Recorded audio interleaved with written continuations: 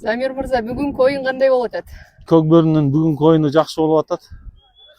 Быйылкы сезондун жайкы мезгилде аяктап атабыз. 1-2 оюн калды. Аттардын баары жайлоого кетти. Бирок акыркы бир оюндарды балдар кызуу ойношуп атат. Манасчынын көкбөрү ойногону да бир өзгөчө болуш керек негизинен.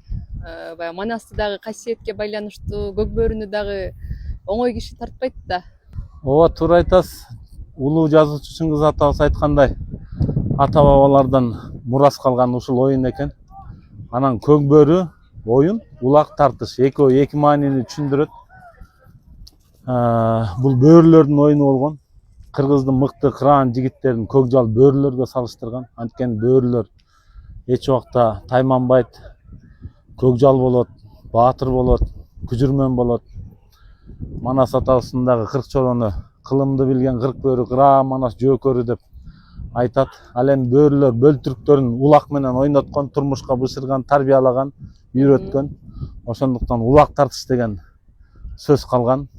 Көк бөөрү оюн улак тартыш деп. Теке тартса дагы, серке тартса дагы, торпок тартса да, топоз тартса да улак деген аталышы бар. Торпок улак, тек улак, топоз улак деп келип чыгышы ошо улакта жатат. Бөөрүлөрдүн оюнун кыргыздар табиятты мыкты билген, мыкты өздөштүргөн. Ал эми биз болсо ойноп атканбыз. Негизи Манас эпосунда да айтылат эмеспи? Манас эпосунда дагы айтылат. Бул кылымдап кыргыздын мурасы болгон үчүн баардык чыгармаларында камтылган. Бир учурларда тыюу салынган үчүн гана бул мындай айтылбай келип калган учурлар бар. Бирок көкбөрү оюн илгертен ойнолуп айтылып келген. Анткени бул ата бабалардын мурасы бизге жеткен. Негизинен азыркы учурда дагы Кыргызстанда баягы чоң оюндарга токтотулган.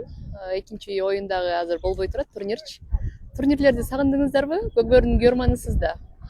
Жалпы эле кыргыз эли сагынды го, анткени көкбөрү эмнеге үйрөтөт? Эр жүрөктүүлүккө, намыстуулукка, эрдикке, чыдамкайлыкка, сабырдуулукка үйрөтөт. Ошол эле учурда шамдакайлыкка үйрөтөт.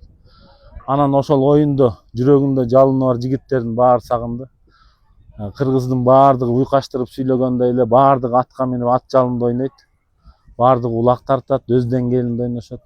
Биз эми улакчы эмеспиз, бирок ден соолук үчүн, атадан калган мурас үчүн ат үстүндө кичине ойноп коебуз. Мындай кандын айлануусуна жараша.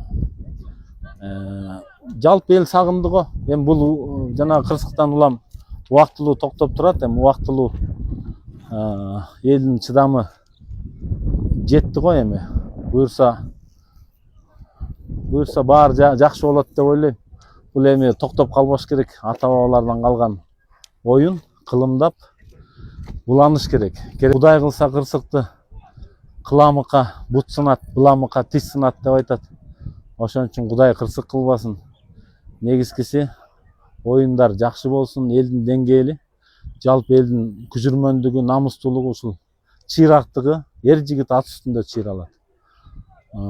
Илгертен Манас атанын кырк чоросу дагы улакты мыкты ойногон, алар топоз тарткан. Ошондо сыргакты айтып атпайбы?